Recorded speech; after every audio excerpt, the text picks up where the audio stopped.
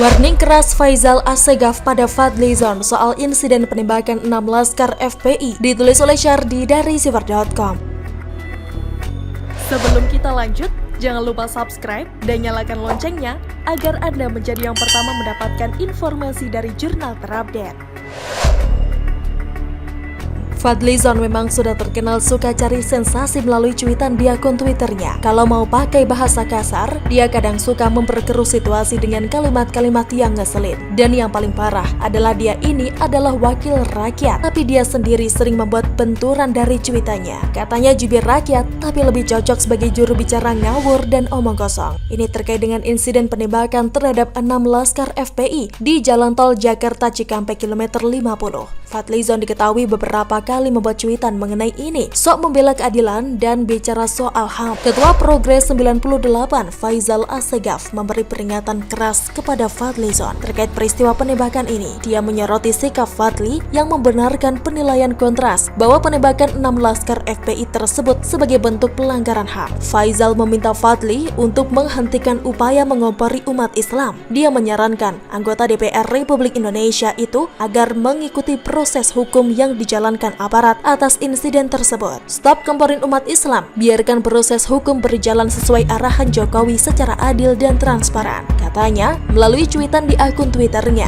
Menurutnya, kasus itu tidak pantas untuk dipolitisasi. Dia mendesak Fadli untuk membeberkan bukti pelanggaran HAM ke aparat supaya tak meresahkan publik. Tidak elok kasus hukum dipolitisir secara liar. Kalau ada bukti pelanggaran HAM, monggo disodorkan dengan jelas dan terang agar publik tidak dibuat resah. Awal mulanya begini, Fadlizon mengklaim kasus penembakan 6 laskar FPI oleh polisi di Tol Jakarta Cikampek kilometer 50 sebagai pelanggaran HAM. Bahkan, orang ini mengaku sudah melihat bukti-bukti dalam kasus tewasnya 6 laskar FPI tersebut. Saya termasuk yang berpendapat peristiwa itu pelanggaran HAM karena menghilangkan nyawa manusia 6 orang anak muda Indonesia dengan melihat bukti yang ada, satu tindakan yang telah mematikan 6 orang. Insya Allah, 6 orang syuhada anggota FPI ini, kata Fadli. Seketika itu juga, Denny Siregar membuat sindiran balasan yang cukup menohok. Dia mengingatkan Fadli soal kasus dugaan penganiayaan terhadap Ratna Sarumpait beberapa tahun lalu. Kalian tentu masih ingat saat itu Fadli menyebut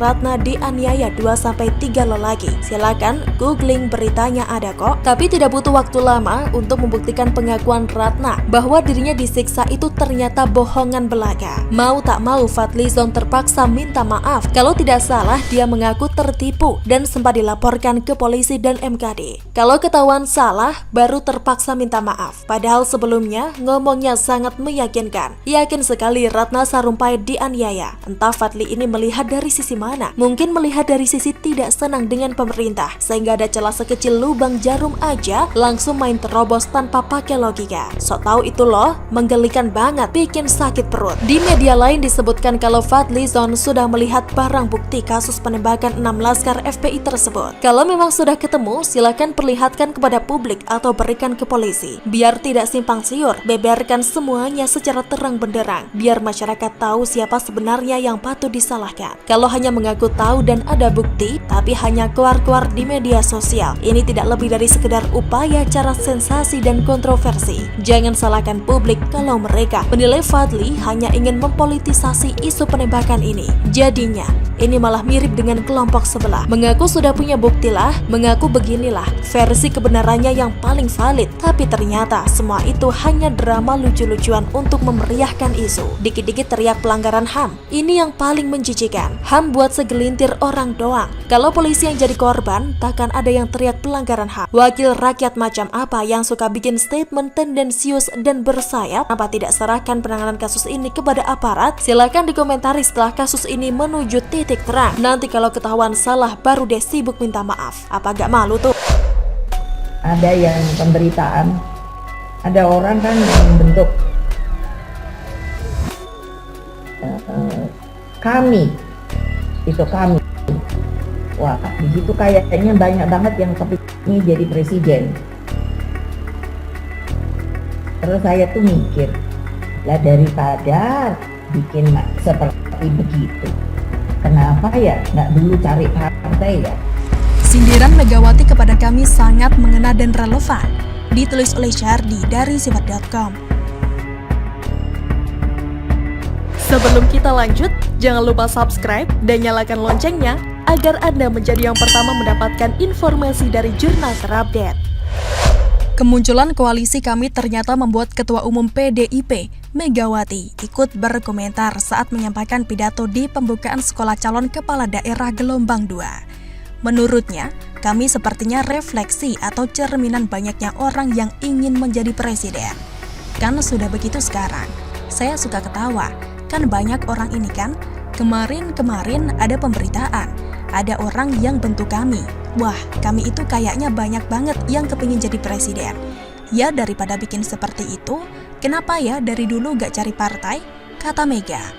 Saya setuju sekali dengan komentar ini. Tidak salah dan tepat. Kumpulan orang-orang di kami kebanyakan berseberangan dengan Jokowi.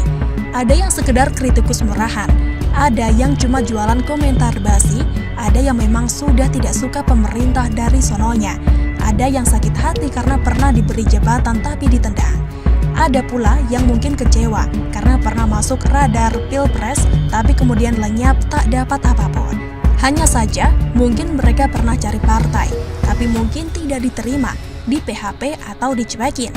Makanya sakit hati dan masih terasa sakitnya hingga kini. Mereka sudah lama berkiprah di dunia politik.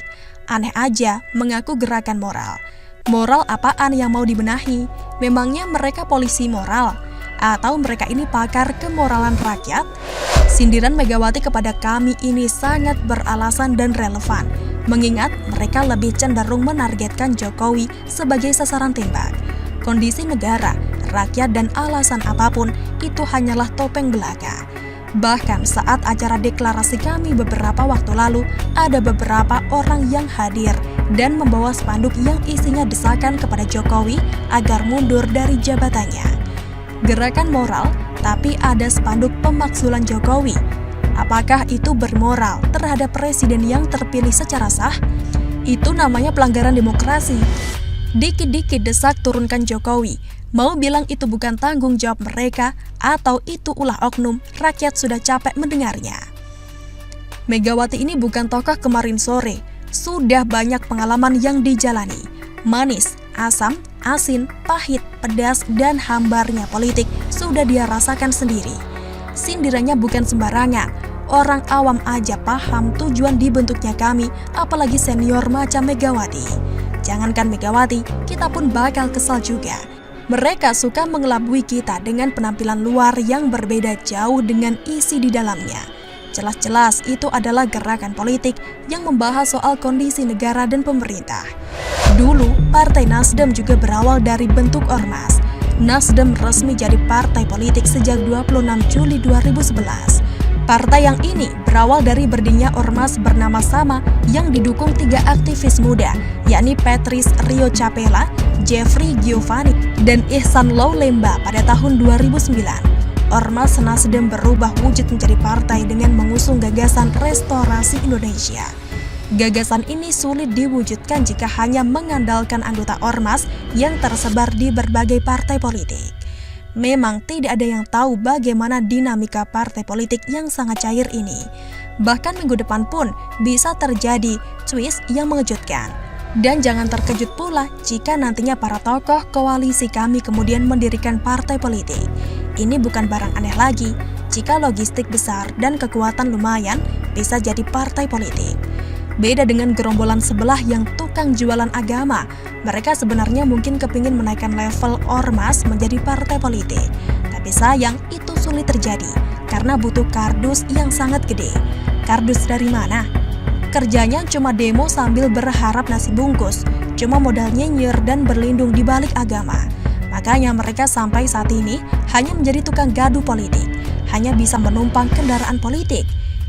Jauh lebih baik kalau kami dari awal langsung mengaku sebagai gentleman kalau mereka ini membentuk partai politik atau mengaku ingin menjadi presiden untuk memperbaiki negara ini. Terang-terangan jauh lebih baik daripada malu-malu kucing, malu-malu tapi mau bahkan kebelat. Hanya dengan cara beginilah baru bisa tercapai tujuan politik. Kalau cuma kritik dan beri saran, kemungkinan tidak akan didengarkan. Lain ceritanya kalau berkuasa. Bagaimana menurut Anda? Silahkan menulis komentar di kolom komentar. Jangan lupa untuk like, subscribe, dan share. Arkana pamit, sampai jumpa.